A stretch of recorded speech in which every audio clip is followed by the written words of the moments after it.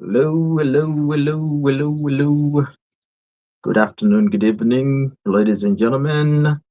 Welcome to the podcast on a Saturday, right after the a beautiful game that we just saw that was between the Wolves and Arsenal. Of course, most people know me. I'm a staunch Arsenal fan. I've always been an Arsenal fan from day one. And whenever we play, it's kind of hard to come to you people and and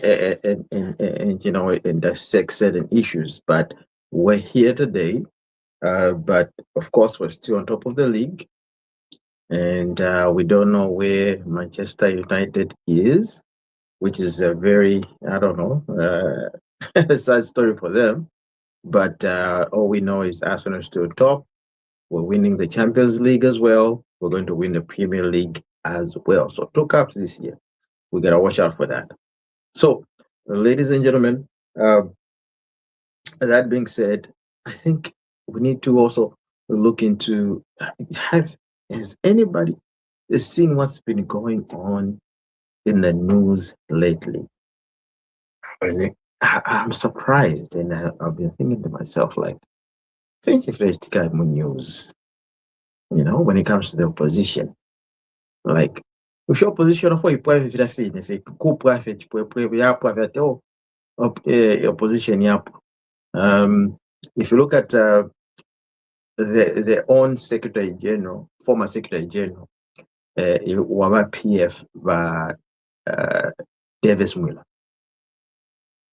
he was busy saying, or accepting the fact that our each pani natch, natch which pani, we're no longer going to have a patriotic front.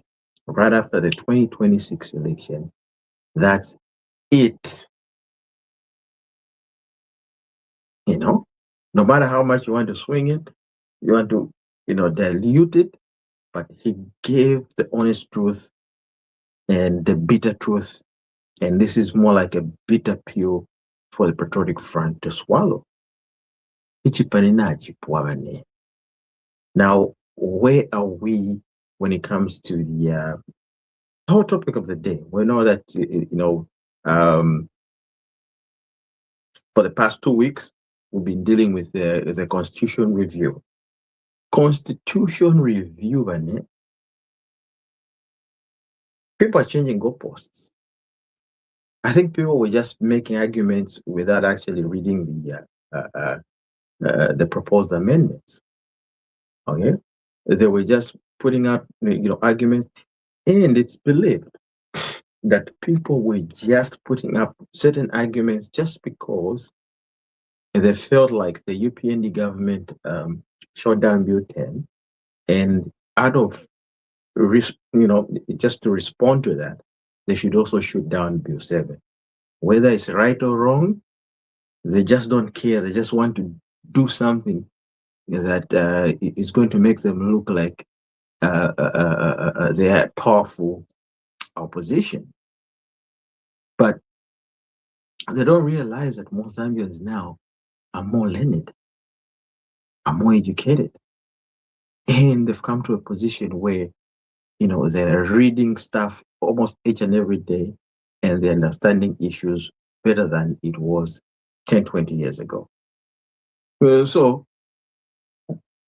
yeah, Bill 7, I think it was shot down when we were watching the interview between, or the debate between State Council Haimbe and Sikota.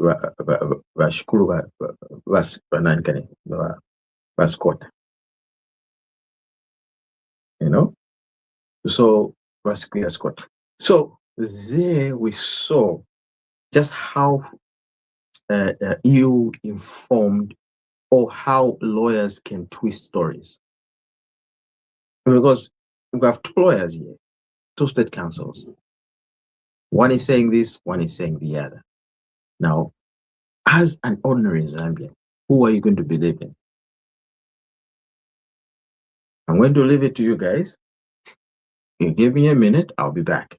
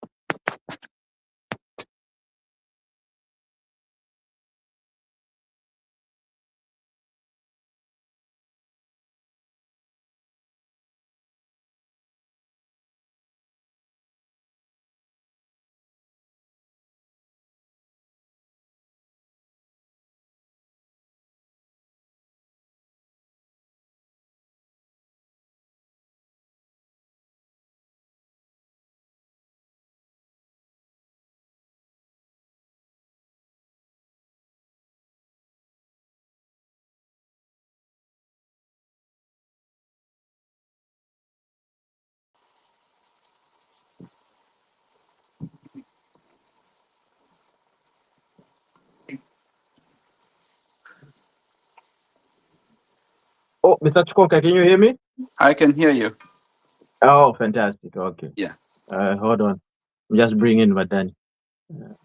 Okay. Okay. All right, gentlemen, Yes, sir. we're back again, Like and we never left, man. some of us have been celebrating because we just won a game. Oh, uh, but Daddy, you're laughing. Why are you laughing? Yeah. Now am I Huh? last Oh, minute win? We're no, champion. Am I champions? Yeah. that's how champions win. Ah. Maite wine chunguro. Eh? Mwalaba, Maite wine chunguro. We Eh? struggled with the bottom team, sure, until 90 minutes. Yeah, some of these small teams, it's just a training ground. We're just playing it to play. Well, we call this small league to play out. Try to see. It's a training ground. But at the end of the day, we won. Okay. That's what matters is the results, right? Mhm. Uh, That's all that matters. It's the results. You yeah. know. Yeah. Uh, I haven't really paid attention to the English league. I used to be a fan of that, but Uh, I just found that my team, Manchester United, when it started losing, I don't even know if oh, they have been relegated right now. I yeah. just like I can't sustain the embarrassment. I just bored out. Yeah, but Manchester United now, yeah, Uh, they used to. soccer has become some kind of. I mean, uh, it used to be even then. It has a lot of money involved in it. It's oh yeah, just not. These players are making lots and lots of money. oh yeah. But in Europe, they pay them top dollar. They Yeah, pay them they pay top them pretty dollar. much good But money actually. in Zambia, it's a different story. Yeah, yeah, yeah, So, gentlemen, yeah. we welcome you. It's a red tag. We're here. Let's continue from where we left off last week, and of course, we are looking at issues, that of course are still lingering in the atmosphere, which is of course the Bill 7, the debate that was between two state councils. I don't know if you guys watched the debate. I know it's posted. I never had the chance to watch it. I just had come back. Actually, I was in Honduras. Um, I'd gone for a medical mission there, so I just came back. I never Okay. had the chance to sit down and kind of spend time on stuff like that. Mhm. Yeah, but I haven't seen it. I heard it was very informative, so I'll look at it at some point. Yeah, it was. Dr. Danny, did you watch that interview? I watched part of it, not all, But but no. Uh-huh. the part that I watched was where the order state council was talking without facts, and then he was corrected. Yeah, yeah. Yeah, so it was quite. It was Haimbe debated very well. Oh yeah, Um, oh yeah. but Sikota didn't come there. He came there as a as an opposition leader, talking the same language as if he's not a Mm, lawyer, without facts and all those mm, speculations. And mm. yeah, so he continued being corrected, which Yeah, was yeah, quite. It was one sided in my view because he was talking like the usual opposition talk yeah. of saying this is gonna happen, this is gonna happen, and then they're asking Spaghetti him, and "Have you seen have you seen the document?" Said no. Mm. But why are you saying that this is going to Mm. happen when you haven't even read the document? So, Which was very funny because when I was watching it, I was like, okay, uh, of course we were expecting something tangible from the him uh, as a senior state counsel, yeah. senior state council. We wanted to hear his opinion as a lawyer and Yeah. as a citizen of Zambia, not as a politician. You know, sometimes politics will come in the way, but sometimes you have to remove that that politician gown and put on your lawyer gown and just talk to the truth.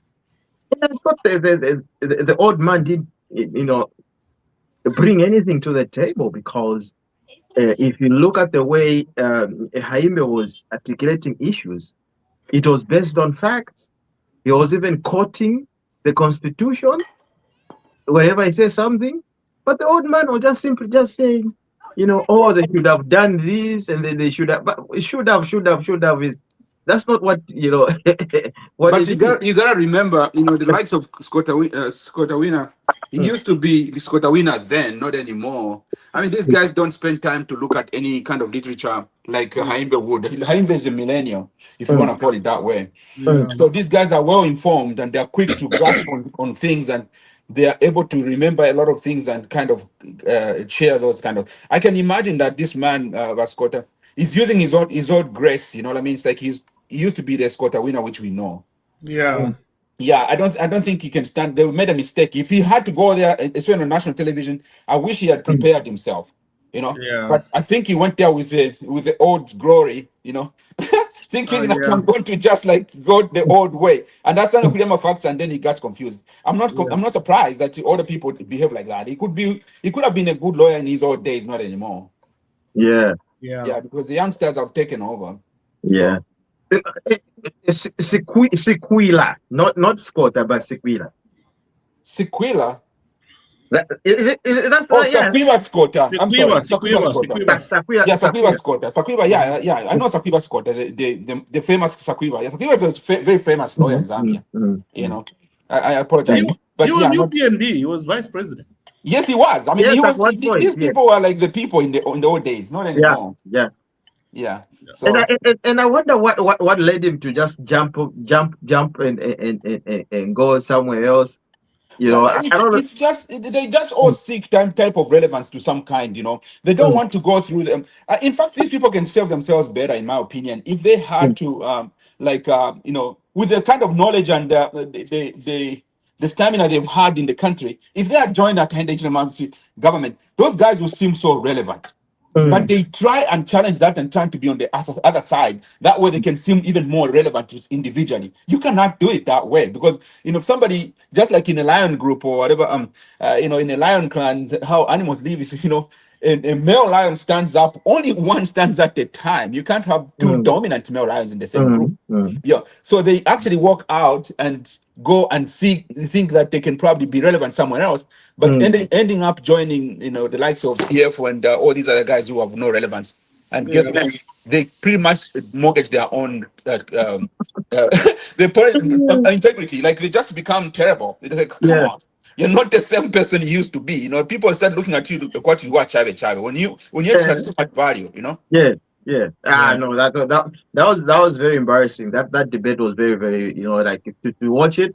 I was expecting more from the senior statesman, but of course, like you're saying, the older you become, maybe I don't know, maybe you become less knowledgeable. But if you're a lawyer and they're still practicing, you should have information and you should be able to continue upgrading yourself, because how are you going to get clients? You would think, but you see, they're lucky. Like I said, they use their old glory, so they have new lawyers in their team. So usually they're not the ones being in front of them, in front of them. They just run the practice, and then younger people kind of take over from behind. That's like what his name, Makebi Zulu is doing. Makebi Zulu's name is a big law firm, but it's because of his team, not him. He's a terrible lawyer himself, He's a terrible lawyer himself. So what debate would he have? Because he wanted to debate the president. Who? Makebi Zulu? No. Sikota. He wanted. No, he can't. He wanted, because his challenge. He came up on the internet, and the challenge was that I want to debate the president on Bill 7.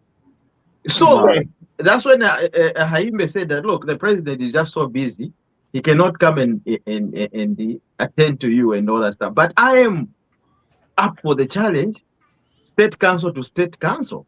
Let's debate. That's how this one came up. You see? So now I'm thinking to myself, like, what kind of debate would he have had with the president if he failed to have a debate with the Haimbe. You see what I'm saying?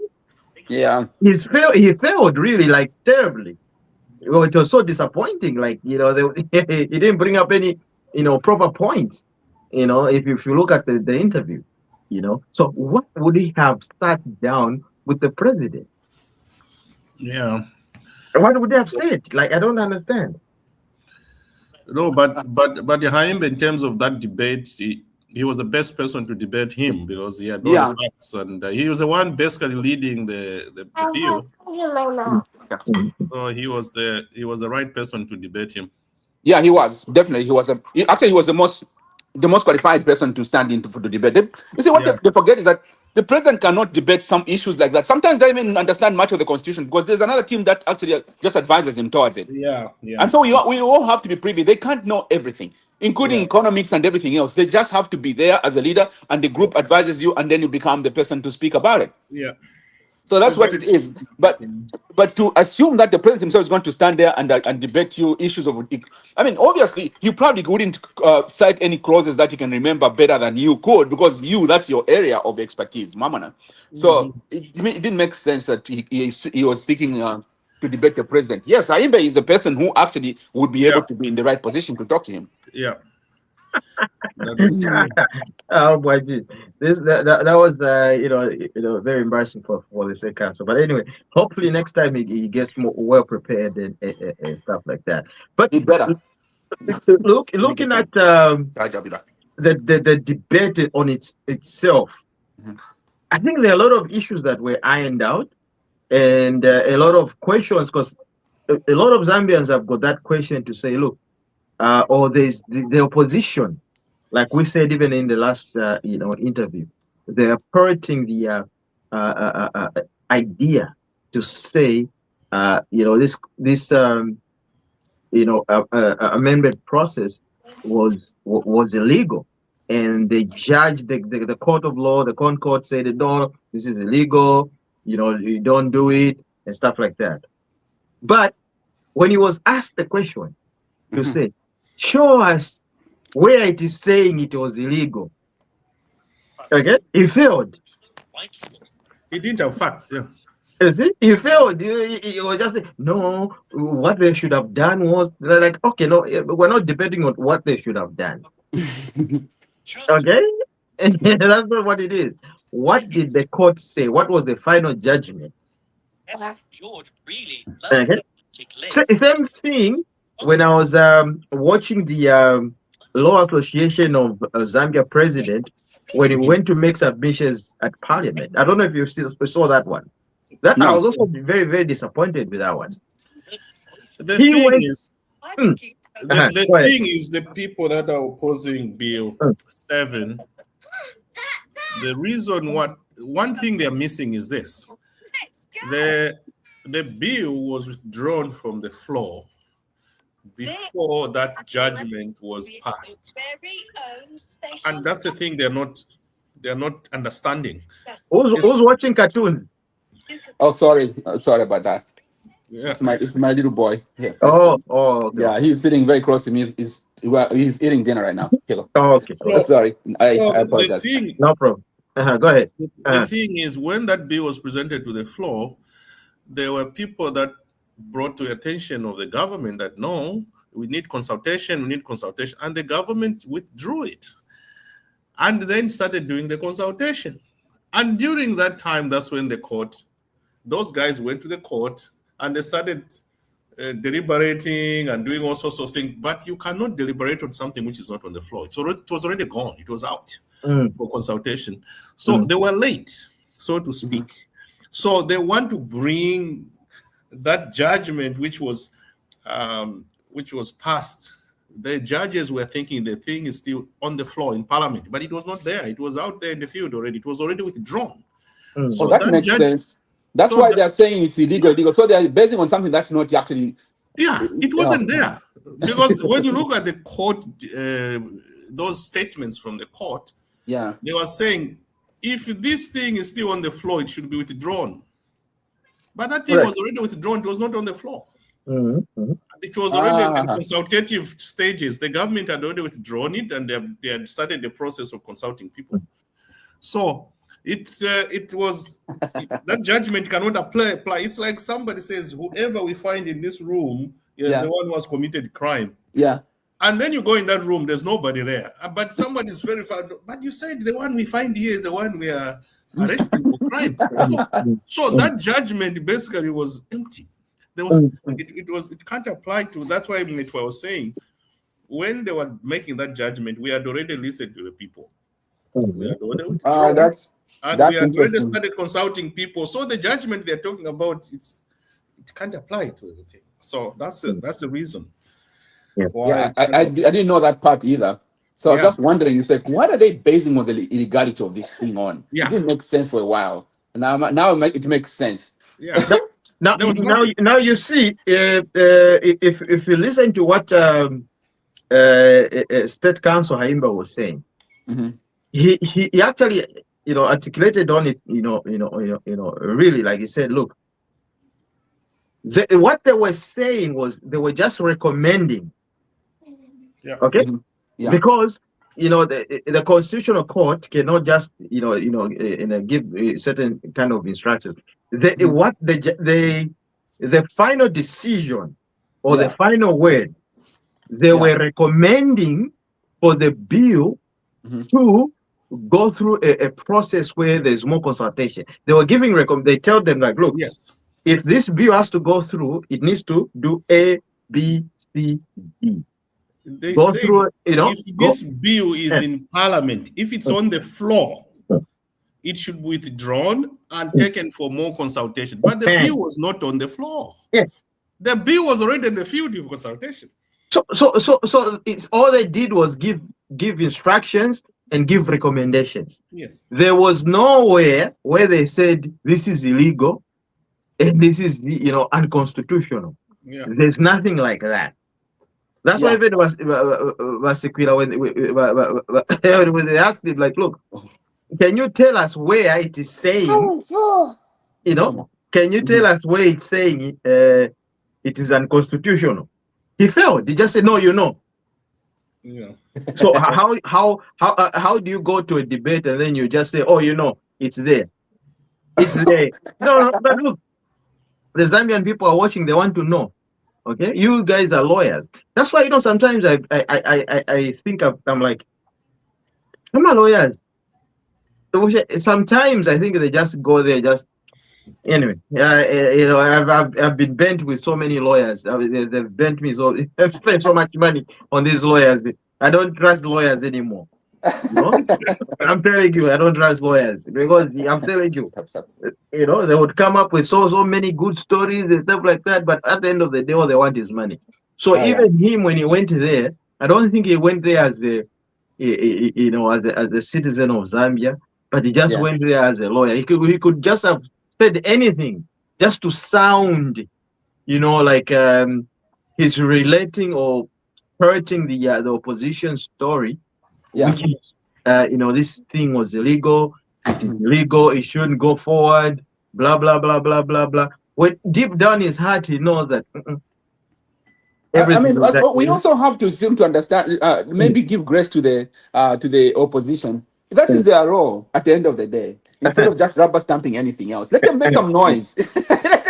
let them create some kind of conversation in a way. They should come up with real facts. Yeah, they don't have any. Unfortunately, ours don't have any. The worst part is that somebody else latches onto that and moves with it. But it shouldn't be that case though. Most of the time, a lot of honestly, to be just fair, I think the most formidable opposition Zambia has ever had is the UPND. Starting all the way back, they've stood by principle, but they've stood by goals that they wanted for the country. Up until we got into power. But if you think about all these other comers, all these people changing hands from them, they just never were this way. Like they had absolutely no vision. All they needed to do was to change just one thing, and that's it. But it's not what the UPND has always been. And it's unfortunate the UPND the ruling parties were so afraid of UPND and they dominated them to the point where they suppressed them a lot. whereby they don't come out and be able to kind of air out most of their plans, most of their debates, and most of their grievances about anything else. In fact, all we have had chances of discussing, like even the constitution changes and stuff like that, and send our people to this. Maybe people could have seen then that, well, you know what, there's a good opposition out there, but they weren't. Say wafe tu akwata ku Zambia, but now the current opposition that we have, my lord, is just it's pitiful. Like, why can't we be relevant for some reason? No matter, it's like they just don't have a stamina. They have no direction. They don't even know what they're looking for. All they do is to oppose everything and anything that comes out from any of these government things. Yeah, One last. that's true. Yeah. So you've just mentioned something. So I can tell you one thing. You mentioned Michael Sata. Yeah. You know, the PF of Michael Sata is different of the PF today and the PF when Balungu took over. That I can tell you. Okay. Because that time when Michael Sata was, you know, advocating, because even him was in the opposition for a long time. Yeah, yeah. I remember when he was supposedly he won. I can't remember what day it was. You know. Yeah. You know, but if someone you know, so he has been in the position, and with him, he has had that sort of like he had that kind of a practical, you know, vision of the patriotic front, what they're going to do and stuff like that. But when he died, that's when the PF died. The rest that came with no vision, like Abena Lungu and stuff like that, those are the ones that killed the opposition. They killed the Patriotic Front. That's when it died. Because, you know, you can imagine you as a leader, they're asking you, what plans do you have for the country? And you say, I've got no plan. How do you answer a question like that? I've got no plan. It's more like I'm saying you don't have a constitution, you don't have like you're just moving in blindly. Right. So that's where there's a difference, you know. But so that's what I'm saying. Like, look, we can give a little pat on the back of Michael Chukasata because of how he came out, how he came, and how he won the elections, you know, and how people voted for him.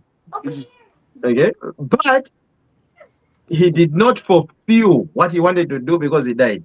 But the people that remained are the ones that destroyed the. So the Patriotic Front are Jimunye, you know. Is what I'm saying now. And Davis Wheeler himself is saying, look, there will be no PF after 2026 election. And this is coming from Davis Wheeler himself. He just said it clearly. He said, look, the PF is gone. It's gone. Yeah. Gone to the gonest. You know, there's no more party. No matter how hard people will just start moving now, joining UPND, joining whatever and stuff like that. That's it. There will be. It's actually there's no PF right now. If a senior member like Davis Mwila can come up and say something like that, then he knows more than what we know. There is no PF anymore. And look at the opposition. Who's in the opposition right now that we can point a finger to say this is the powerful opposition? There's nothing. I mean, you're looking at the Nashala Neka parties. That's the opposition that's out there. Manashala Neka party. You know, people they're just one man. You know, you have a few you know cousins. You know that do your blogging and stuff like that, and you say a political party. Yeah. Dr. Danny. Yes. I like the way Davis Miller is coming out nowadays. In the sense that he's being truthful.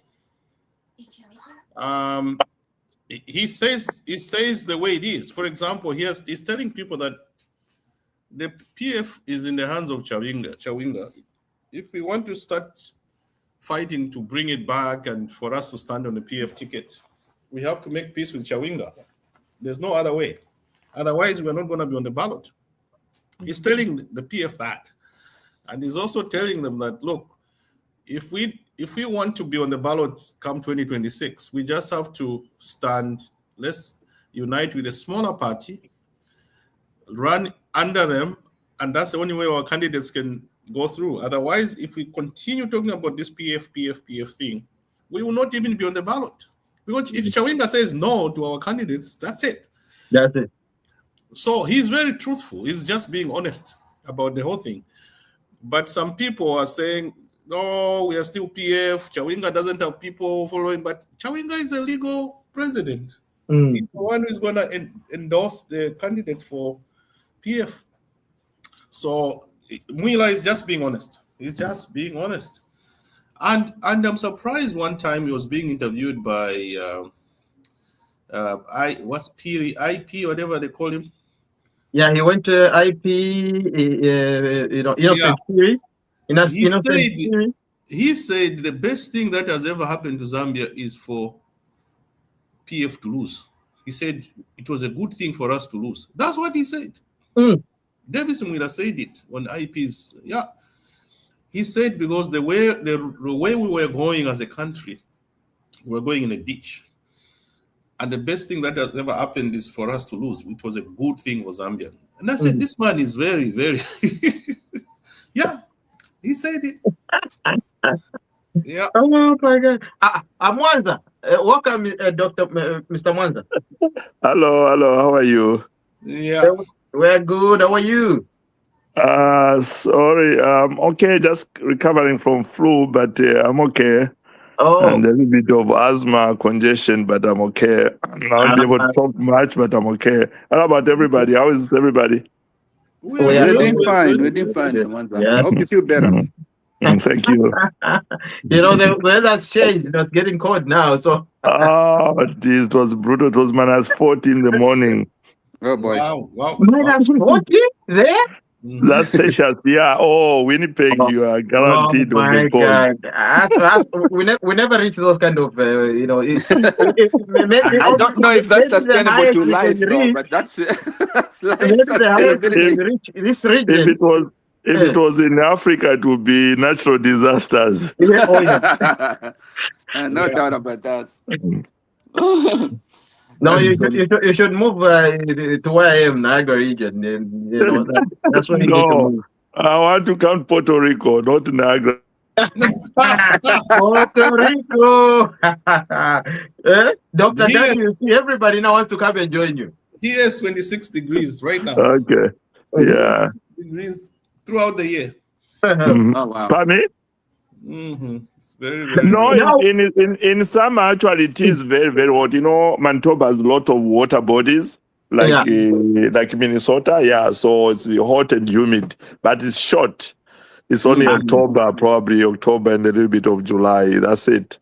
Okay. Yeah. So now we were just discussing about the Patriotic Front, the opposition, the debate that was there. Between the two state councils, Haimbe and state council, Sakwila. So we just thinking that, he didn't give us, enough to ride on being a state council, senior state council, for that matter.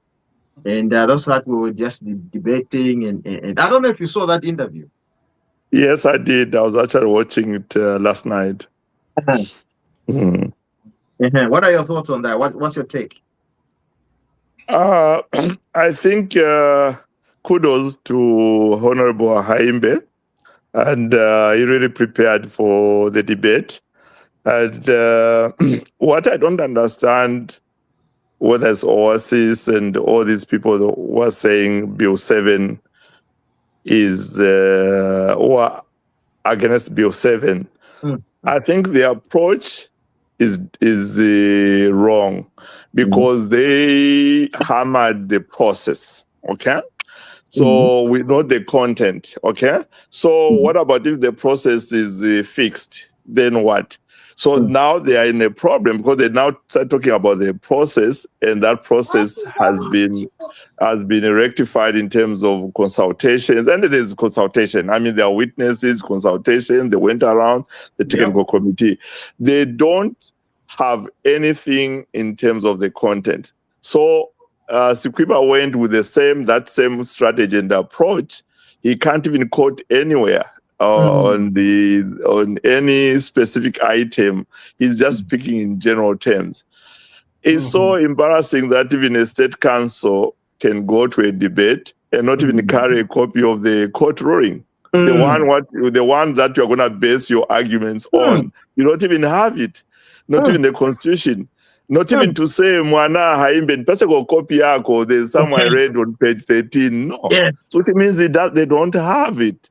You know, the same thing with the last time it was, what's this guy? Kasonde. That was horrible. That one. Yes, yeah. Can you give me? Yeah, so they don't have. The only person that actually I've read who kind of gave content in terms of the clauses or articles in Bill 7 is the Shaka Fonswa.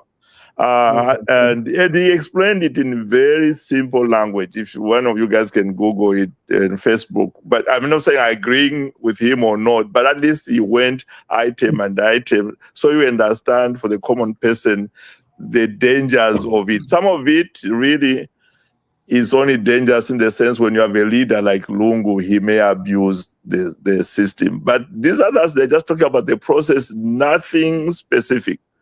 So I think Haimbe did very, very well. Sakwila wanted to debate HH. Does he know how HH debates?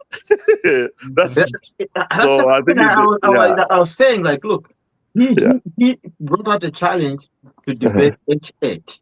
Okay? But what was he going to debate HH with? Because he failed to debate with it. Haimbe. He failed completely. He lamented him, failed. So what was he going to debate with? I don't know. So these guys, the vote is when? On Monday? Monday, Tuesday, somewhere there. Yeah, okay, yeah. Let it just go to Parliament. If we have the numbers, I hope we have the numbers, because I don't want us to lose and these guys will have something to celebrate, because this kind of united them. Okay, there's something in common. So if we lose, they will say, "Yeah, you see what let them just lose," because there's nothing they have told us that they don't like about Bill 7 other than the process. Yeah. You know, that's an honest fact. There isn't anything wrong with the bill aside from the process. But the process, the government started it even before the court ruling. Yeah. So those recommendations that the court said, go to the people. They went to the people. Yeah. Have a committee. They had a committee. Have a consultative process. That's what has been happening. So they checked all the boxes of what the court ruling recommended. The late court ruling. The court ruling came after the government had already made that initiative to check the thing to the people on their own. So at this point, there's nothing to argue about, because most of the Zambian people want to see this go through. Okay, so if one individual says, "No, I don't like it because it's ABCD," or they don't understand it, it doesn't mean that the majority of Zambians that's what they're thinking. No. You can imagine this. So I want to say something here, Dr. Danny. What you said about the ruling was done after that thing was already removed out of Parliament. And it was I think we need to hone that point very clearly, because everyone is holding on to that and using it. So why not go to the TV, one of our spokespeople, and say that was actually removed the first time around, and the ruling that the Concord had given was for that reason, and then it was removed by the time. So all these people that are coming up with all these things that are saying they said it's illegal. It's not, because that ruling is not. They should really have to clarify that. Laz, that's what Laz was told that in Parliament when they Yeah. because Laz was still saying they Yeah. are the custodian of the law. Oh, And they are saying, that was so embarrassing, eh? yes, they told them, Laz, what that ruling was referring to what? Oh, to the bill. Where was the bill?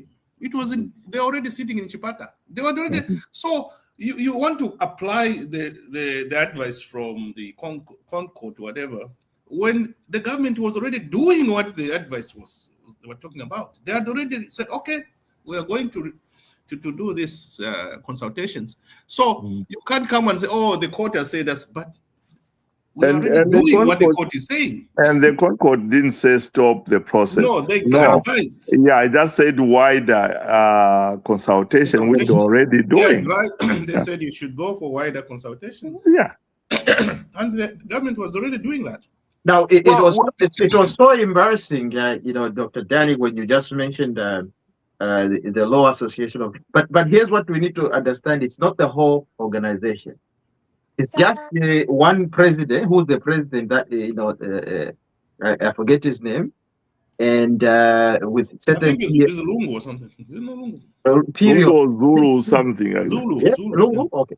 Yeah, and certain CSOs, not everybody. So they looking like, I think they were sort of like trying to make it political and come to there, because look, he went there because they said they invited him, and the reason for that committee is for people to go and make submissions. Yeah, that's the whole point of that. The selected committee. You wanted to change the rules. You make your submissions. He went there and started lamenting. Started talking about this, that, oh, the process wasn't good and stuff like that. And then in his own documents that he gave them, he had submissions. And then when they said, okay, fine, you have lamented, what about the attachment here in this document where you put your submissions?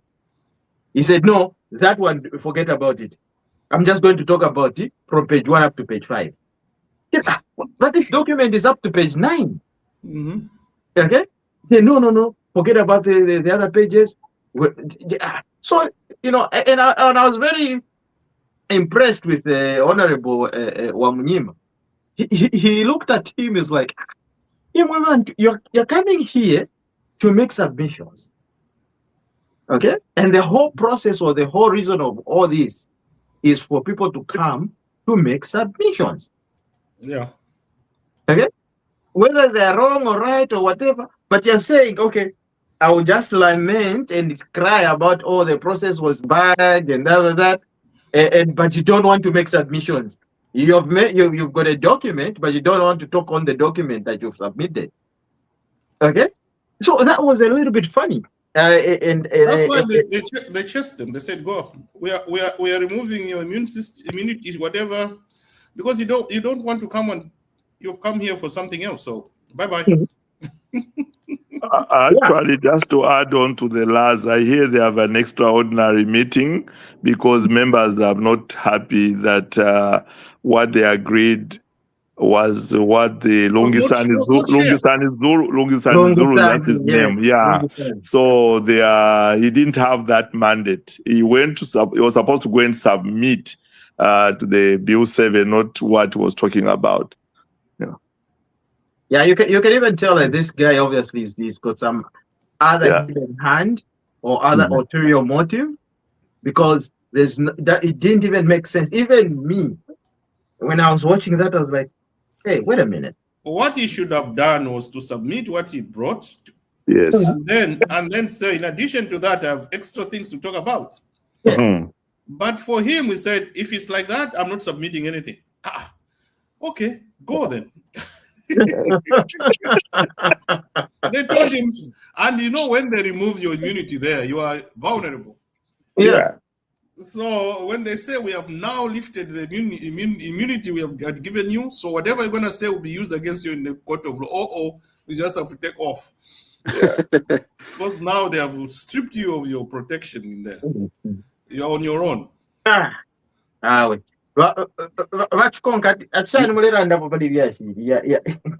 That was so funny. No, I'm just listening through. I'm just listening to it's an interesting thing, but uh, I think I think one thing that our country has not done well, maybe not our country, our government has not done very well, is the idea of trying to make pronouncements very clear to the public about things.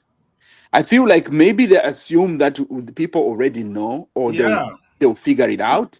But I think that's a sense of complacency, in my opinion, and it's not going to cost us very well in the long run, because honestly, just like somebody was saying, there's a lot of things that this new government, the UPND government, has done from 2021 to date, not only about the economy and all these investment stimulations and law and order and everything else, but these are things we should sit down there and parody out constantly. They have to constantly parody. If anything else, compare and contrast. Throw in some commercials that look like this is what we were, this is where we are now. Especially things like lawlessness. Put them on national television. Do it like that. All those biddings and everything else, and look at how peaceful the country looks now. See, try and use those things to your advantage. It's not hurting anybody. It's just saying this is how we are working and this is what we are doing. And when it comes to making pronouncements, especially about this Bill 7, this Bill 7 thing is, to so many people, it's a good thing. And if you look at it, it's got a lot of good things in it. But sell it the right way. Get it out there, and where people are questioning, explain it. Put people to explain in local languages and anything else, so that you can do, like, put it so public that don't assume people would figure it out. But we haven't done a lot of that. I'm not sure if there's even a sense of agency in trying to do it, or are we going to continue going this way? So it's kind of it's like, it's one of those things, you're watching and biting your nails, like watching Arsenal playing against whichever team they're talking about. Biting your nails, not sure how the game is going to end. It's not right, because we have so much power and we have so much. Don't bring Arsenal in this kind of politics. We have to become into politics. I mean, it's just like, I'm just trying to give an example, but seriously, I mean, we can do better. But I think there's many ways we can put a lot of accomplishments that people would see than to be on defense all the time. We are completely on defense constantly. Yeah. And we've been, sorry about that, we've been that from opposition up to this day. I always give this example. This example of Munyogo. It's silly, but this is exactly our weakness. It took 3 weeks of people saying HH insulted. No one in the system could quickly come and say it's not an insult in Tonga. In the same way, even in Nyanja or saying that Banda used to say that in Damazanyoko. You see, so that's our weakness, because we've done a lot of things, but no one knows about it. We're always reacting to Emmanuel Mwamba or some of these clowns. We are not proactive in making these pronouncements and really package it and the vuvuzela to the ordinary person to understand. Correct. And we have a lot to give out there. And if they are waiting until last minute to do it, it's going to be too late, because people would have believed all the nonsense that's out there. Yes. Mama, that's a problem. That's, it's really difficult to convince somebody to say, oh, wait, look at this. We did this. Oh, well, but we need somebody new. They won't even look at that, because they haven't had the sensitization of looking at where we came from and where we are today. And we have a lot to give and put out there, but we just don't have the tools to actually put it out there. It's just this kind of disappointing in a way. To me, I've observed something regarding what we are saying. We are all agreeing on that. We need to disseminate information more effectively, especially in a simplified manner. For example, I support Mwetu as our government spokesman, but the way he has during his press conferences, an ordinary Zambian he can't understand what he's trying to explain. For example, he was trying to explain the same Bill 7, that it wasn't in the House when the government had already taken it out and all that. But he's so technical in his dissemination of information that an ordinary person on the street will not get it. the message. I like the simplified way of communicating. Even if you are communicating in English, this guy, what's his name? Lusaka Central Province, is it Mwaliteta? What's his name? Oh, yeah, that's my man. Mwaliteta is a good communicator. Yes. He can put the information straight. You can understand what it's all about. Yeah. You know, that type of communication. He uses English and Nyanja and everything together. I just wish we could have a government spokesman like him. Things would be so simple and many people would understand. When Mwaliteta talks, he simplifies things. Yeah. Very straight. Very straightforward. That is so true. But before everybody goes in, we got the voice that matters has just joined us, which is Vakalinda, the voice that matters. Okay. Where was she? She's just joined us. Of course, you know, she was celebrating. We just won. Celebrating the 90th minute. A win is a win. A win is a win. Yeah. A win is a win. Vakalinda, Shani. Before anything else, like I always do these days, let me sing my song, okay?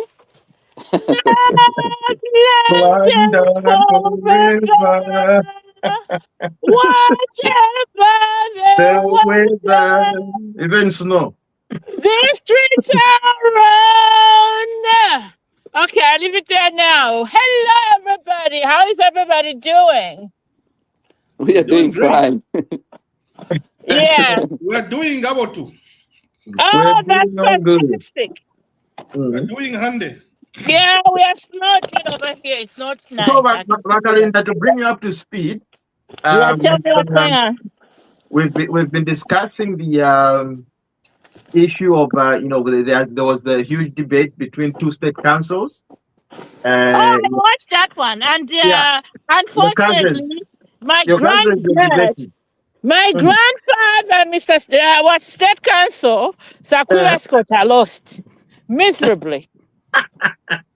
I was waiting for him to say, because I've covered him in court before, and he used to say, "Milord, Milord." That's what I was expecting to hear from him. Come on, now, as a lawyer, shouldn't you go there with all your facts in the raw? He couldn't put anything from the political. Yeah, that's unfortunately that's where we are. Everybody has just. Sikota, let's just look at him. The man is bitter because, guess what? HH beat him at the convention to become the UPND president. So that's where he's... That's from it? Yeah, that's where he comes from. Sikota was UPND vice president. Yeah. And so when the Mazoka died, HH won. And since then, Sikota has never been the same. It's been never been that. Yeah, he hates HH with a passion. Let's just say it what it is. So he will oppose anything at all that HH says. That's just him. So, the thing is, the backstory there is that he actually wanted HH to come and debate with him on Bill 7. And then he got a challenge from that young man, our foreign affairs minister. He says, no, you can't debate HH. How about we do a state council to state council debate? And that's how that, debate came into being. But unfortunately, my grandpa was exposed miserably. I'm sure he would never accept another, challenge like that. I can guarantee it. Oh yeah, no, I don't think so.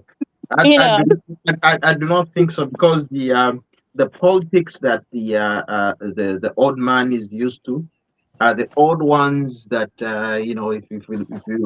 if you look or remember, General the General, what was his name again? General. I don't know. Bamianda. Bamianda, yeah. Those kind of politics.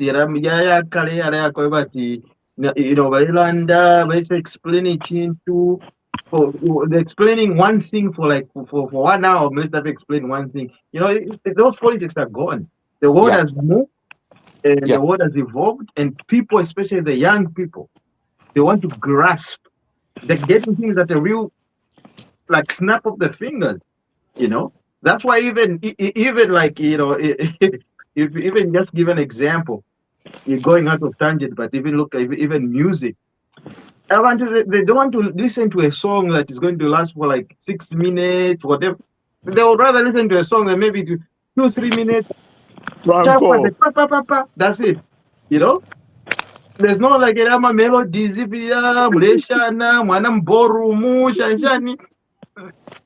thing is all gone. Oh, my Chilufia, come on now. We love the long songs. Come on now. Anyway, let me not go there. You're talking politics. I'm just talking about my brain was taking me somewhere else. Hey, I'm just talking about how the young people are getting the information, right? Me and you may love that, but the young people, nowadays. That's why they're getting surprised. Why university students, college students, they're going to Bali for solidarity. They're going to him. Why? Okay, I can give you an example. One time he was on Radio Phoenix. He was saying that ngavakupere inanikane wali wanama. Okay, and then wasuna vyorutoshi. Before tawala shina nanikane kutobera musupu. Baso wakoeba tawe twakupoka inanikane tawali ko bwaji. Kuti wachireka. So those are the things, like they were used to those kind of things. They want to get it happen if you get into all these news paper, whatever, and that ask when we steal for the family. It was still for the family, and still for the future. If my wife's perfume is the cost of her perfume is the rent of a week. I have a journalist. You rent perfume here. You see, so people are kind of mushroomed in those kind of things. But nowadays, the young people want to get information at the snap of their fingers. Well, so the other thing that we may not be privy to about Mr. Sakwila Sikota, Sakwila Sikota is a very well-known lawyer, and in the old days, he's never been known to be a good debater, just like Mwanawasa was not also. But Sakwila Sikota's majority of the cases that he won them on technicalities. He could corner like the people that is defending, or people that whatever plaintiffs to the court. He could corner them to a point where on technical grounds he won the cases. So he has never been known to be a good debater. So I don't even know when he said he was going to be debating. Even HH is a good debater because he's very very and much. He can actually think through stuff before he speaks. That's a good part about it. So it's like anybody who can dare to try and stand with HH is just really, really trying to bury himself. They don't know what they're getting themselves into. But I was surprised that he was even saying that he could debate HH because he himself is not a good debater naturally.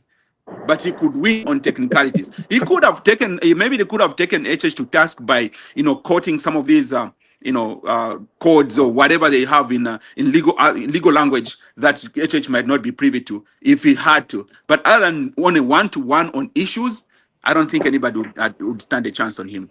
To me, I think what he was trying to do was to get some fame amongst themselves, amongst the Tonse and all these guys, that this is the potential leader we can choose. Okay, I think he was trying to build his own reputation amongst themselves, but he ended up messing up. So I don't think anybody would be looking at him as a potential leader in their groups. The next one is Marokula on a debate. I don't know debate. That's a bad one. Also, he's a really bad. Have you ever heard of interviews? Marokula, I don't know what he wants. But he was hammered yesterday by Chief Nyarugwe. Did you watch that? No. What happened? No. Oh, he went to he paid a courtesy call to Chief Nyarogwe, and he was on him. He says, "You are campaigning here. Where's the body for Lungu?" Yeah. No, really? Oh, he told him right there, that like directly, like. Yeah. Oh yes, and he even said, his burial place has already been prepared at Embassy Park. Mm.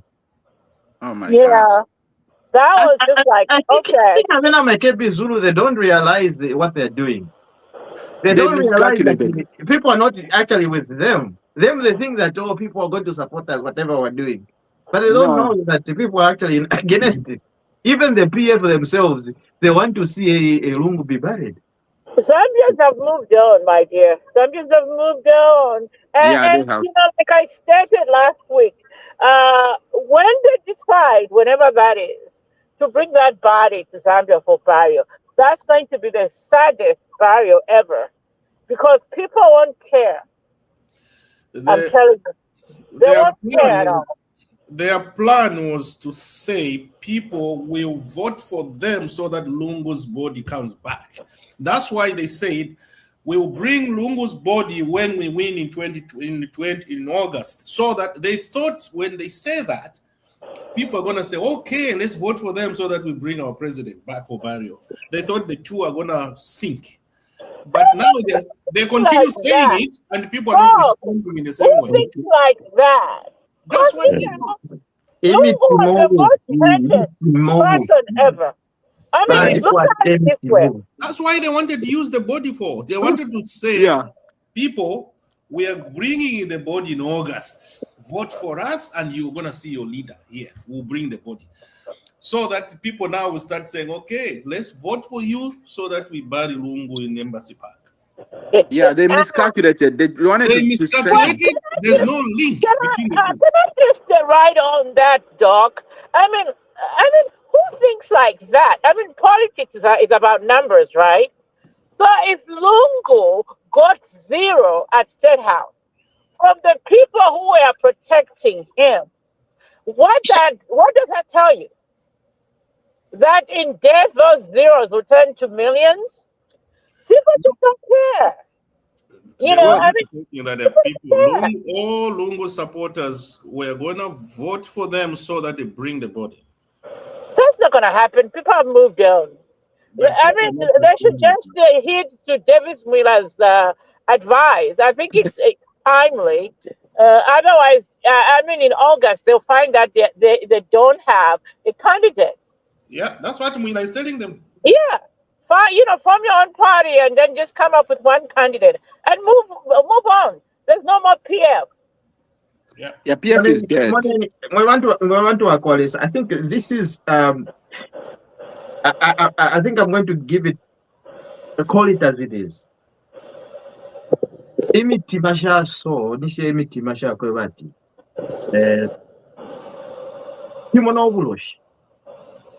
Okay? Because you cannot have this kind of thinking or this kind of, like, there's no way in the world or nowhere Zambia doesn't matter whether you're from the east, west, north, south, or whatever. You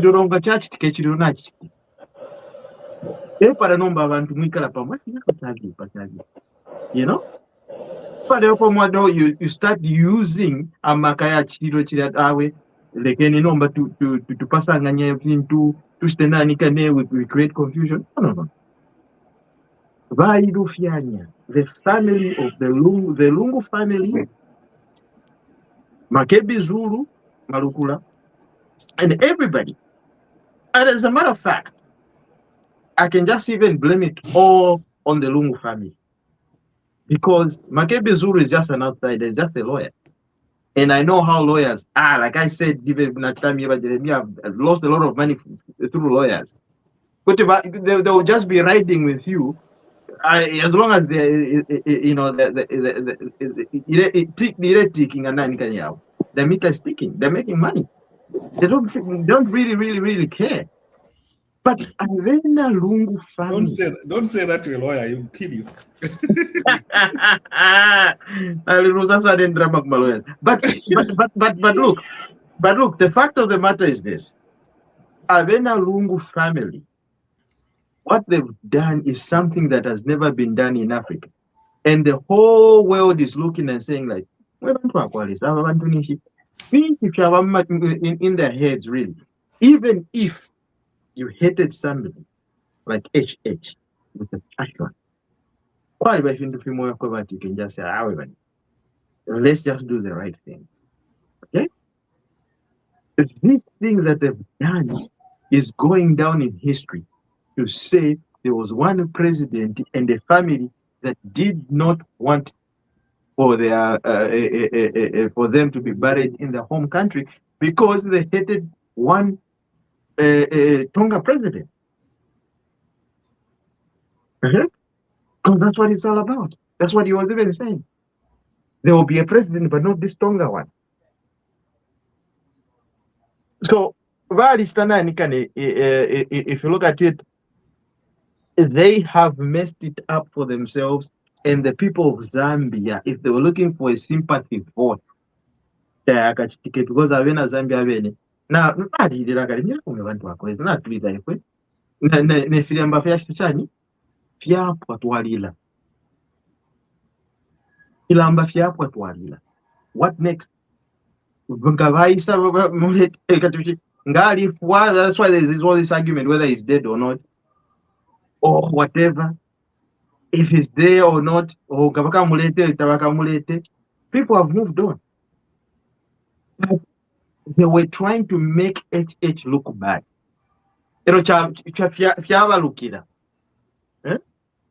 Okay? They were trying to say, oh, HH, Muneni HH, Shani, so that they mess him up. You know? But the people of Zambia have just seen and realized that, however, the problem is not HH. The problem is not the government. The problem is the Lungu family, Malukura. And then, what do? He comes here to say, I want to be the president of Zambia. You want to be the president of Zambia? You've left the border in South Africa, and you're coming here to say you want to be the president of Zambia. Look, the people of Zambia, they're reading through your lines. Yeah, his motives were pretty known, but again, as much as we can say the Lungu family and all that kind of stuff, I think the Lungu family and Makebi Zulu, when they sat down, they thought, especially because the Lungu's wife and his daughter were pretty scandalous, so they have a lot of scandals that they thought needed to be covered or protected from. So it seems clearly that maybe their concept of being trying to wait it out until they can actually throw in Makebi Zulu as the anointed one to come out and lead the PF pack. It was all miscalculated. Basically, they just had. It was such a wrong calculation on their part. How much do you think they gave Makebi Zulu to come to? Quite a lot. I mean, he knows all the scandals. He knows all these kind of things. These guys, man. I'll even be laughing because look, I even know myself that I can't win HH. Where in the world can you get like Makebi Zulu? They stand one-on-one with HH. Well, but here's the thing: the PF is a group of stupid people. I'm sorry to say this. I'm sorry. Forgive me for saying that, but I just feel like PF they're so backwards that they really thought Lungu owned it. And it's interesting that Chawinga is coming up and trying to be his own man, but they just literally thought like Lungu owned it. So his death, they thought it was going to filter into either all the way to his daughter for leadership of the PF. And for some reason, all these people these people are like holding on to the PF structures. They all looked up to that. This is the way the structure is going to fall under. And I was like, what is wrong with these people? They can't just come up with, amongst themselves and anoint somebody else who was in leadership and move on. No, they don't. They cannot do that because they all waited that Lungu held the party together and his death was going to filter down to his daughter and with a wife anointing someone else, at least if the daughter is not ready. But they all waited for that, so miscalculated. And it's very evident that's exactly what they were doing because they were doing nothing. South Africa, because they never even at any point in time ever seen the body, but they went there with the pretext that Lungu was in a morgue somewhere, which is not true. He wasn't. So nobody even knows where the body of Lungu is. Maybe even the wife doesn't even know. Somewhere in Belize, chilling on an island. Yeah, maybe the wife doesn't even know where the body is. But those guys are crooks, man. I don't even know. It's crazy. It's so pitiful. I don't know. But Dr. Daddy. Yeah. London, I don't know. Can I just come in for a minute before the girl comes? Go ahead. I mean, I just want to make a really earnest appeal to. I mean, she's here now. Because here she's called Shinene, somebody, Shaniqua. You always say that. Is that really true? I mean, yeah. She's Shaniqua Boykins. That's her name here. Oh. I mean, I want to appeal to Tassilo Lumbu Ennis as somebody who my father has been dead for 25 years. Okay, I still love that man, and I wouldn't want him being kept in a mortuary going on to 7 months. And you come here, to do whatever you are doing over here. I mean, what kind of a daughter are you to leave your father rotting in a morgue in South Africa, and you come here to the U.S. to live the good life? I'm pretty sure, I know you have scandals all over, issues in court and stuff like that. I'm pretty sure if you just pick up that phone call and call HH and tell him in earnest, and truthfully, tell him you're sorry, whatever you've done. Can you please take whatever you've stolen, but leave something for me just to live on, because I can't get a regular job. I'm sure you work something. I'm sure you work something out. Yeah. Because you can't. HH is not an unreasonable man. He's not an He's not an unreasonable person. I'm sure he will hear you out. Please stop this nonsense. Stop holding Zambians as hostage over your father's body. Just, come on. Let your father go and rest in peace in his motherland. That's my earnest appeal. It looks like Mwanza is having problems with internet. Yeah, it's keep on cutting and I'm logging back in and so forth. Yeah. Internet even Maenge. Even yeah. I'll saw them use the Sikota as my lawyer. I would like to add what Akalinda said. This is also my take. These guys have cases, okay? So Lungu dies. You can still use the body, but use the body smartly and effectively, okay? The same Malukula or the daughter and whoever you want to use, talk to HH. Even Malungu can pick up a phone and call Bamutinda. My husband has died. We have issues. He was stressed. You put a spin. He was stressed and blah, blah, blah, blah, blah. Is there a way out of this? You get my point? Yeah, I mean, even when Awasa did the same with the Chiruba, it says retain 50%, then a lawyer, but there are ways of circumventing these things, right? Or going around these things. Mm-hmm. You use the body. The cases may be dropped. Maybe some of it you keep, some of it they will take away. Like Mama Lung, the wife, out of, say, for example, the 15 flats, they can give you 5, maybe get 10. Those cases could maybe, that's my opinion. HH is not unreasonable. Yeah, in the situation, if they're done it immediately,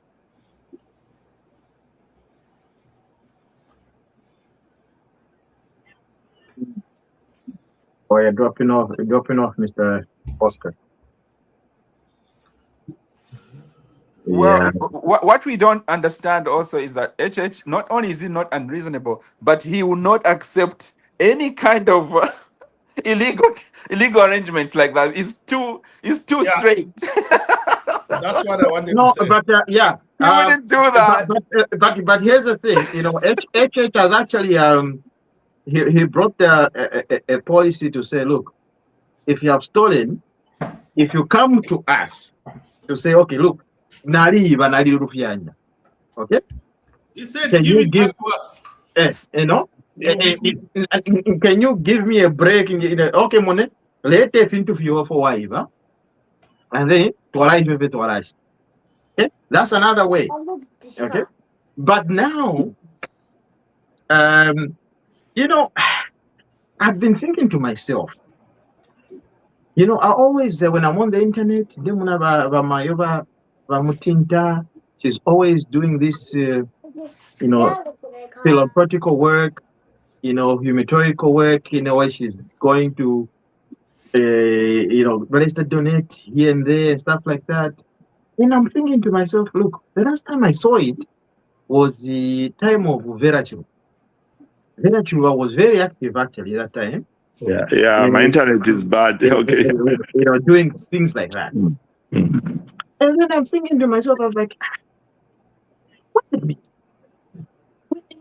I think Kalungu, when the time of bonanza, time of all this money was happening, Yoba Esther Lungu going to help out in the community or doing all these kind of Oh, what are you talking about, Lucia? My Estelungu spent $3 million to come over here to receive that relic fire truck from the city of Los Angeles. I mean, that was, that was a charity work. Yeah. Please. Oh my good No, Lord. no, let Mamaza speak because he's having internet issues. Let him finish his thought. No, Mr. Maza. No, I'm just saying, like, look, I'm just thinking to myself, because I saw, Vera Chuluba, she thought, like she was very, very, very Hope Foundation and all that stuff, and you can tell that somebody is doing something because, they want to help out the community. And we saw there was a lot of money in the PF government, a lot. But the money was just going in the cadres. Well, the PF was a criminal enterprise. Criminal enterprises don't work like government. You got to remember that. It's one for himself and everybody else that can figure it out. That's exactly how they were doing. It was all a criminal enterprise.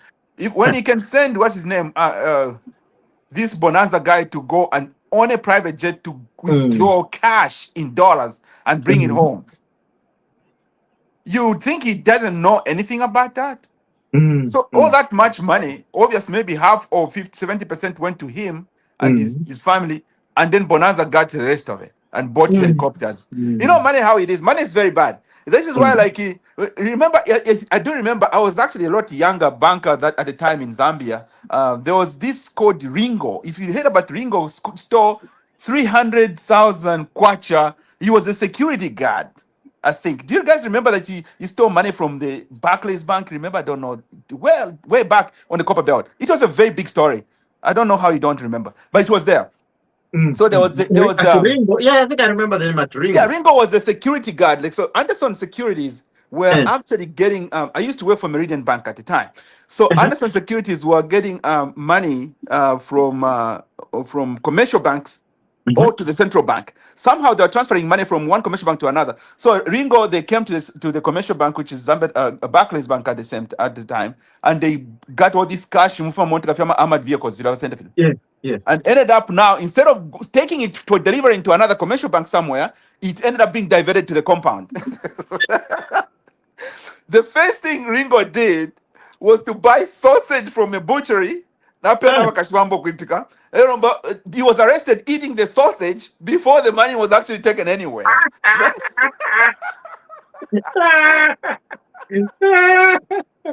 Oh my God. So anyway, this is the funny story, but this is what money does. So I'm thinking of who this Bonanza guy. He gets all these millions of dollars. How much more can you put out there, outshore accounts, outshore everywhere in this world? You can go anywhere, all these legal countries like Mexico and stuff, and put money there. But then you go to Zambia, you buy helicopters. Like, dude, what are you going to do with helicopters in Those Zambia? they, I'm telling you the truth. Even that's why Davis Miller was saying that they did not believe that they're going to lose power. It was a criminal enterprise. They Basically, were that's the thinking whole that reason they why it were going to operated be like there that. forever. That's what their mind wasn't losing. That's why they were doing things like that, because they didn't know that they're going to lose. They didn't know. I Okay. know. Yeah, that's a funny story for another day. Like you buy helicopters. You would fly from Lusaka to the Copper Belt. He used to live in Kitwe somewhere, and you are parking at the primary school grounds, and Mhm. then a vehicle picks him up to take him home to sleep home, and they end up again going back to Lusaka. And that's how this guy was traveling. Every day he went back to the Copper Hello, Belt. I'm a gero. Yeah, I'm a flake with them. Tamba And then he had 14 slave queens everywhere in every kind of corner of Kitwe. All of them like driving all these big vehicles and Not, good not, not, not, housing and things like that. Like not that's even what Kitwe. money does. Everywhere.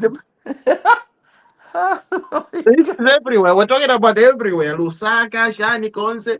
I'm a flake with whatever mpero muchinchi pa internet bali. Bali, they were, you know. Come change by internet. Oh, That's an I'm telling you, interesting thing. those ladies, on Facebook, some of them, I'm a superstar, I'm a models. Oh my God. Bali jaza nenda mashako, bali shiri ya. You know, that's why they can even, maybe say a prayer for him. But anyway, Yeah. uh, can we talk about the Queens? I think we can at least today dedicate a few minutes for Queens. You know, Well, there's a developing story also Mhm. that I saw. As you know, I don't have a social media much, but I saw a developing story that the U.S. government was trying to sign a memorandum of understanding with the Zambian government to help in health sector and all those other things. A whole lot of money. I think is it $2 billion that they Not are signed, they committed. have signs.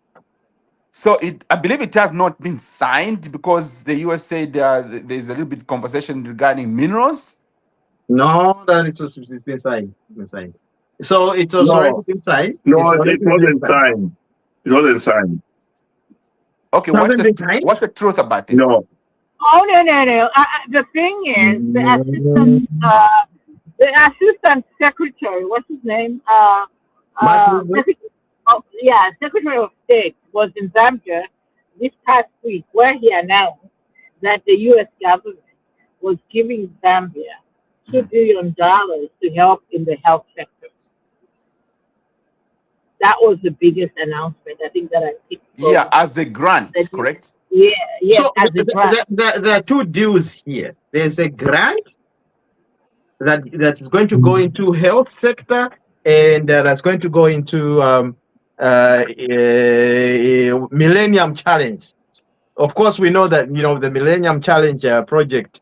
The government of the United States, well, the U.S. government is supporting Millennium Challenge. So this one I know for sure. Millennium Challenge, the deal that they just signed, the MOU, and Yeah. also health sector.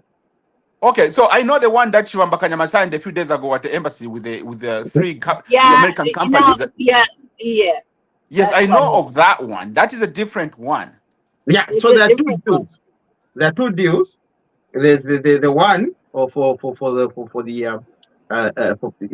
the grant, because the grant is a grant is a grant. There's no need for complications or for signing and stuff like that, right? There's no memorandum of understanding when it comes to a grant. A grant is one party coming here to say, okay, guys, we're going to give you this. That's it. Now the other one, where there's a memorandum of understanding where Chibamba Kanyama it actually was signing. I saw him sitting signing. Yes, that is true. But there is one that has been held back that I don't know which one it is. I believe it's the MOU regarding the health sector. But I don't know why all of a sudden it's being a grant is being attached There on is, MOU there that There is is, is being held because the there's a misunderstanding or something that has not been agreed upon. it Yeah, is, there is one that has been held back because the U.S. is asking for a condition, something to do Yes. with private data sharing, something like that. yeah. And the Okay. Kenya is also in the same dilemma with the same one because I think Kenya has pulled out of that one as well because Mhm. they said they were gonna give us, I think, whatever the amount is in billions of dollars, but then they put this. I think the condition sort of came out after, the Trump Yeah. way of thinking. Yeah, so Yeah. is that one hasn't been signed. Right. It is, Yeah. Right. Mhm. they Yeah. are It seems calling like it, there's it's a big deal. What is your take, Yeah. people, in that on all these things that they're trying to get into the U.S. government, trying to do this and that? Again, a grant is money, is free money basically. They give you money, and so go ahead and take care of yourselves. You don't have Mhm. to pay it back. Correct. We are fine. We are Right, happy with right, that. But Mhm. then right. you don't get that much money. And I said it somewhere in one of the comments, like, there's absolutely no way the US is going to just throw out that money at you and not ask for anything back. No, I no. commented on that.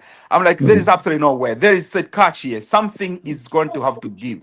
And you know what? It wasn't long. I saw something that said, well, it's been held down because there was it's a critical mineral deal that was not agreed upon as a condition for the whole idea of the grant. And here yes, we go again. Everybody wants to come into our country and get everything we have with conditions. So basically, they're paying forward to get what they want. I don't know You what know, your take is. I think, my thinking was this. Look, if you saw recently, uh, Trump was between trying to, bridge a smooth talking or a peace treaty between Rwanda and the Congo. You can tell that Trump is actually now realizing to say, look, the way the world is moving, you need critical minerals. Mhm. He, for the first time in his life, he was the one condemning Zambia, all these African countries, saying all these people are bad and stuff like that, and not realizing, like, look, these are the countries that have the minerals that you need. China, at the other end, is coming in heavy, investing in Africa, especially Zambia. Europe, also the same thing. Now they tell him, they say, look, I think we're losing the game here. Okay, because Trump is about power. All he wants is power. It's about power. I want to be, the biggest guy. I want to be controlling the world. But if you don't have the critical minerals, how are you going to do it? Then all of a sudden, you remember, Zambia was condemned. They took away all the aid they were giving us in terms of the aid from HIV and health sector. It all was taken away. President HS stood on his feet and he said, "Look, if you're not going to give us this, we're going to create our own manufacturing, companies, and we're going to work with countries that are going to work with us. We've already going to build a multi-billion-dollar, drug manufacturing country plant in Zambia with a connection with India and Egypt. So all these things, they're saying, like, look, uyu muntu echechi muntu washanywa kwebati taretirimuka, okay, it's not even taretirimuka, no. All of a sudden his son came. All of a sudden, the secretary was on the phone with Mark Rubio. You can tell he just realized that, okay, I think I made a mistake, because Zambia, the way we are here, we have all the elements and all the minerals that they need. We have them. And so we have the power to dictate how this economy is going to move. if we have a weak president like the one we had in the previous year, it would have been a different story. But now, because we have a president that knows what he's doing, it knows the direction of this country, he is not even, remember, remember, come here, go America, come here, Italy, no, no. It doesn't matter if you don't meet Donald Trump. You don't like meeting Donald Trump doesn't mean that you remember who's this Ramaphosa was in the U.S. in White House, but what has happened now? He's still condemning South Africa after saying, "Oh, we even play golf together and stuff like that." You know, the personal relationship. Okay, but up to now. And look what he was talking about, how he was talking about Somalia. You know? So, anyway, I don't even go there. I don't even want to go there. Yeah, but you're saying everything right. I think we should be. I don't know. I don't know how much I trust the US. But I can even trust China on top of the US, because this idea of how they just come up and change their mind and tweak people around. Our countries, like especially ours, have a lot to lose by trying to like mortgage ourselves to bigger guys like them. Honestly, because in the end, once they take out the plug, it leaves our situation very, very, very bad and very vulnerable. I'm so glad that there's a balance of Chinese investments in there and American investment in there. And just today, actually, on social media, on my WhatsApp social media, I don't know. On my one of the videos that they posted on these groups that I'm in on WhatsApp, there was some kind of thermoelectric plant that was being moved from China, already assembled, just ready to start and installed in Zambia somewhere. So it seems like we are heading the right way when it comes to getting potential investments for our country regarding what we need. However, so it's like the just idea of thinking these people are just not coming in here to help or do anything. They're coming in to get our resources. I think it's something that it's a big conversation, obviously, but it's something that I hope our leadership is aware that these commitments are not for free or for just because we are good, but they came to help us in a way, because a lot of those things that we have our own resources, and we can probably do it on our way, on our own. But obviously, they're coming in there. They really should tighten up things to a point whereby they don't get too much out of what they're putting in. Yeah. That's my take. I don't know. I think it's eventually to be seen it's yet to be seen what are these investments really all about. Yeah. At the end of the day. So the good thing with China is fast. You see, U.S. There's a delay. I was just reading through that agreement. The 1.5 has been delayed because the U.S. is looking for there's a condition regarding minerals. Okay, even it's for health, how they want to tie it to minerals or something. The 50 million we're talking about, that was a grant, but the 1.5, the signing has been delayed. But there's a difference between China and the U.S. China is fast.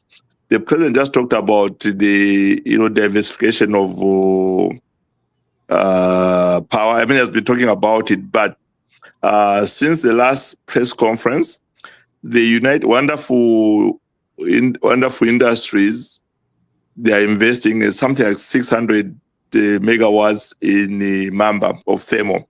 Okay, my nephew works for Zesco. They're already putting the power lines, transmission lines from Muzuma in Choma that will go all the way to Kafue.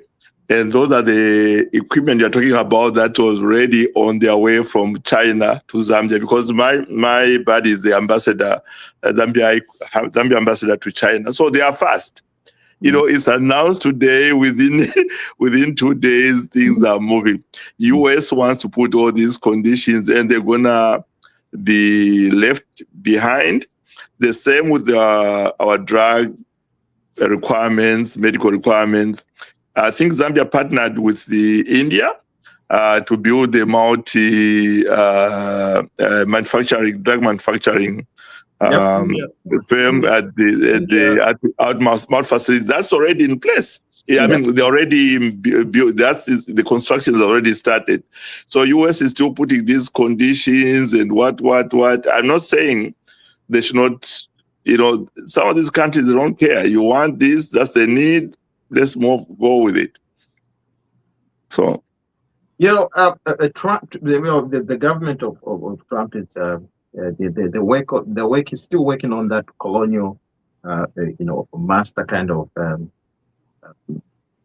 I don't even want to talk too much about it, but so that's what it is. And if you look really deeply, the way our president moves or thinks, he is not going to sell Zambia. It's not going to sell that. He can never, ever, ever, ever, ever sell that. He has that mindset that Kaunda had. The Kapwepwes, all those, old freedom fighters. That's the mindset that it has. So they would, sprinkle or try to, give us these little, tokens and stuff like that, try to hoodwink us. But we know what it is. Like, the world has moved on. We are no longer in the 60s. I think the sooner they realize that Africa is no longer in the old ways of long time ago, in the 60s, yes, it could pass. But not now. Not now. Because a lot of people are now awoke, and a lot of Zambians are thinking on the tip of their toes. And they're trying to figure out how we're going to move in this coming century. Like, how our children, our grandchildren are going to live, right? We don't just want to sell this country. Look, we are at an advantage right now because we are holding the most precious minerals in the world. Zambia actually, if it was up to them, they would rather have Zambia be civil war in Zambia. If it was up to them.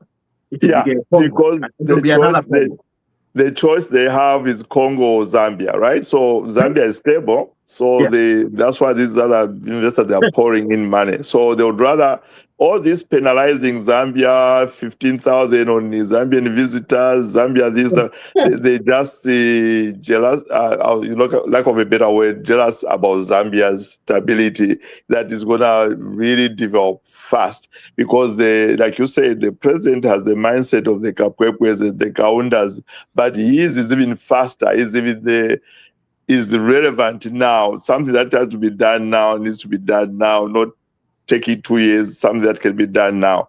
The US is still has that the mindset of the 60s, who put these conditions, what they're gonna remain behind. What they could end up wishing for Zambia is to have this Zambia degenerating into another Congo or Somalia, because that's what they want. Now they can get all these minerals just dealing with M23. They don't have to deal with the government, And look, Zambia has all the minerals that Congo has. Zambia has all the minerals that Angola has. Zambia, we haven't even, we have oil in Zambia. We haven't even tapped that level. We've got diamonds in Zambia. We haven't even tapped that. You know what I mean? We have gas. You see? So gas. Zambia is rich. And that's what I'm saying. Like, look, Wakaunda died with a lot of secrets because he knew he had first-hand information when the first mapping was done in Zambia. They gave him that first data. He had it. Okay? He knew where all the minerals were lying. But he died with that history. And that being said, it's okay. we can do the modern day data. That's why I'm saying, look, we need to have a modern day data streaming system where we can know where our minerals are. And it's being done. Once it's done, complete, we have what you call it? At the negotiating table, you have that, the hand to say, look, if you want to come here, this is what it is. Because you know already. Let nobody tell you that, oh, no, here, we know, or what, or what. No, no, no, no. We know what it is, and we know where it is, and what it is. What do you want? And this is what mineral you want? This is what, these are our conditions. Let's give people, for a change, let's start giving the other side the conditions, so that they can, apply to our conditions. Other than them just preaching. You can imagine in the 60s, nobody was, people were just coming in, getting, moving there. There were, planes, there were farms. They were just, simply just drive out with minerals. You know what I mean? Like there was no control. The Zambians, there were very few, very, very, very few educated Zambians in the 60s. Now we've got a lot of people that are educated. And we need those people now to come on board and say, look, let us put things in order so that nobody can come and take advantage of what we have. The minerals that we haven't even discovered yet. We're just tapping on the surface right now as we speak. We're just talking about copper. Gold is just being miraculously being discovered. Gold. Okay? You can imagine nobody knew that there was gold in Zambia. If people are saying that gold has been in Zambia, people knew that there was gold in Zambia for years. Okay? Yep. Go ahead, Wadan. Yeah, I'm just listening to you. Really, my only observation is that I don't know how many people have realized that there have been 3 major signing ceremonies or negotiation meetings between Zambia and the U.S. within a 1 month period. Within 1 month, we have done 3 major country to country, big negotiations, which is very odd in my view. We started with that meeting where they sent these diplomats to come in and talk about the visit. The U.S. officials came to Zambia and talked about the U.S.-Zambia collaborative in mining and all that type of thing, and we signed some stuff. Now, when they came to Zambia, we didn't conclusively sign that agreement to work with them. They went back to the U.S., they called our ZDA, Zambia Development Agency, and then they signed these, using their companies, they signed these agreements with some mining firms there on minerals. And just this week, they come back again, they want to sign another agreement. They want to give us 1.5 billion on our health sector for the next 5 years. But then they put strings attached let's sign that agreement we had in Lusaka last week. So you see where they're coming from. They are basically trying to twist our arms to sign an agreement so that they give us 1.5 for the next, from 2026 to 2030 on the health, whatever they call it, health sector partnership. Yeah. But as you have said, I think Africa is awake now. We are not going to be fooled anymore. And knowing our president is definitely the right person at this moment. He's a good negotiator. He knows what is good for our country. I don't think he's gonna let Zambia lose out in some of these things. And the good thing is, unlike in the past, where we used to have these so-called colonial powers come here and then threaten us with, this and that, and they were using so many methods, divide and rule methods. They would divide us, and